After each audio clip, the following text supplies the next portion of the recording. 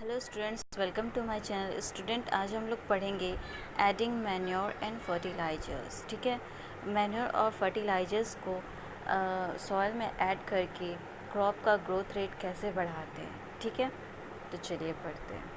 The substances which are added to the soil in the form of nutrients for the healthy growth of plants are called manure and fertilisers. तो manure और fertilisers किसे कहते हैं? वैसे substance जो soil में add किए जाते हैं, किस लिए? ताकि क्रॉप का जो हेल्दी ग्रोथ हो सके। ठीक है, और हेल्दी ग्रोथ कैसे होगा? वो मैन्योर और फर्टिलाइज़र में जो प्रेजेंट होते हैं न्यूट्रिएंट्स, उससे।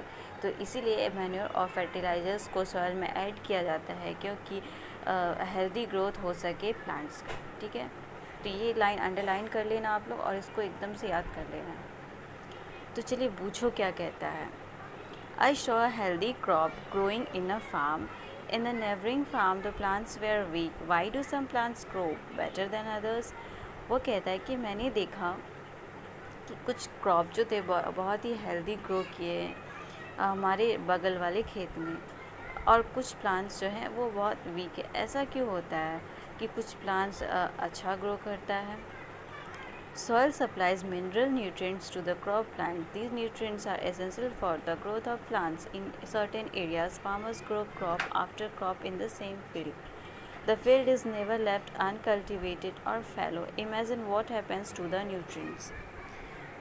Soil जो होता है वो खुद क्रॉप को न्यूट्रिएंट्स देता है। ठीक है, वो न्यूट्रिएंट जो होता है वो प्लांट के ग्रोथ के लिए बहुत ही ज़रूरी होता है। कुछ एरिया में फार्मर जो होते हैं क्रॉप ग्रो करने के बाद फिर से उसमें क्रॉप ग्रो करते हैं सेम फील्ड में।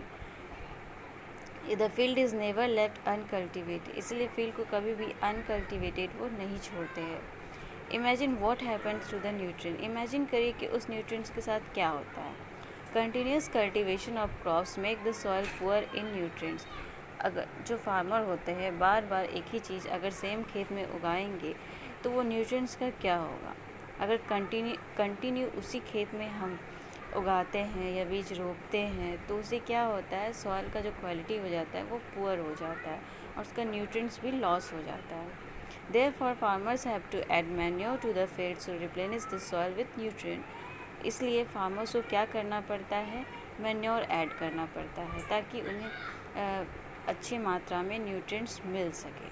This process is called manuring, और इस प्रोसेस को क्या कहते हैं? मैन्योरिंग। इम्प्रॉपर और insufficient manuring results in weak plant. अगर मैन्योर को सही से नहीं डाला गया और सही मात्रा में नहीं डाला गया तो उससे क्रॉप जो होगा, क्रॉप का प्लांट जो होगा वो बहुत ही वीक होगा।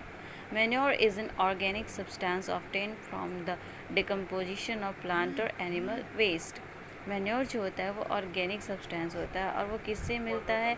प्लांट और एनिमल्स जो होता है उसके वेस्ट से।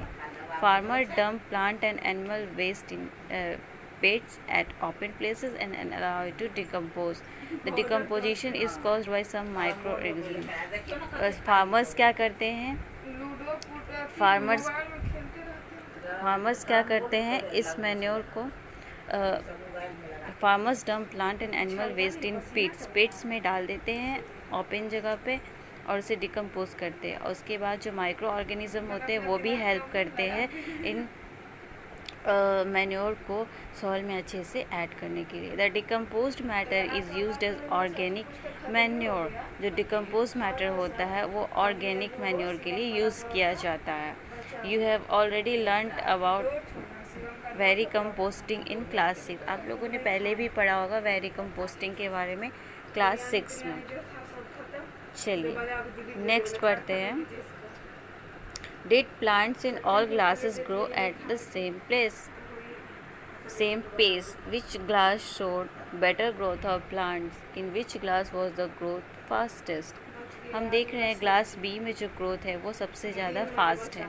ठीक है, तो ये एक्टिविटी के थ्रू हम इस चीज़ को जान सकते हैं। ठीक है, fertilisers are chemical which are rich in a particular nutrient. Fertiliser जो केमिकल होते हैं वो बहुत ही रिच होते हैं। किस मामले में? न्यूट्रिएंट्स के मामले में बहुत ही रिच होते हैं। How are they are different from manure? Fertilizer manure से कैसे डिफरेंट होते हैं? Fertilizers are produced in factories. Fertilizers जो होते हैं वो फैक्ट्री से प्रोड्यूस करते हैं। हमेशा याद रखें, एफ से फर्टिलाइज़र और एफ से फैक्ट्रीज। तो फर्टिलाइज़र कहाँ से प्रोड्यूस होते हैं? फैक्ट्रीज से। Some example of fertilisers are urea, ammonium sulphate, super phosphate, potash, NPK that is nitrogen, phosphor और पोटेशियम। इसे हमेशा याद करें कि फर्टिलाइज़र्स किसे कहते हैं और फर्टिलाइज़र्स क्या क्या होते हैं। The use of fertilizers has helped farmer to get better yield of crops such as wheat, paddy and millet. जब हम फर्टिलाइज़र्स का यूज़ करते हैं, फार्मर्स अगर फर्टिलाइज़र्स का यूज़ करते हैं किस लिए? वैसे कुछ क्रॉप के ग्रोथ के लिए। उसमें से क्रॉप में क्या क्या है? वीट, पैडी एंड मेज।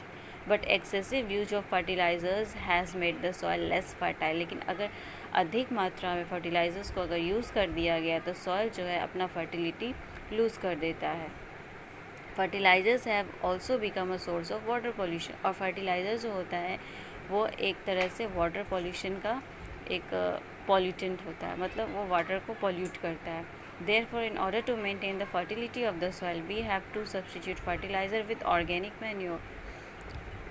लेकिन अगर हमें सॉइल की फर्टिलिटी को बचाना है तो हमें फर्टिलाइज़र की जगह ऑर्गेनिक मैन्योर और लीव द फील्ड अनकल्टिवेटेड, और फील्ड को अनकल्टिवेटेड छोड़ना होगा। मतलब कि बार बार एक ही फील्ड में अलग अलग तरह के क्रॉप्स को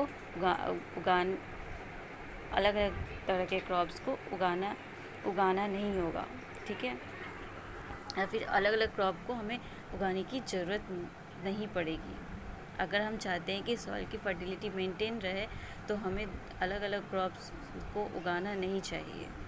the use of manure improves soil texture as well as its water retaining capacity. Manure की यूज़ से हम क्या कर सकते हैं? सॉइल का जो टेक्सचर होता है, बनावट और इसके अंदर जो मॉइस्ट होता है उसको बनाए रख सकते हैं। It replaces the soil with nutrients, और ये सॉइल को न्यूट्रिएंट से भरा रख सकता है। Another method of replacing the soil with nutrients is through crop rotation.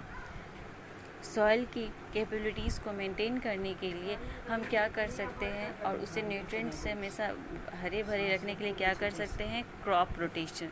This can be done by growing different crops alternately. और ये कैसे किया जा सकता है?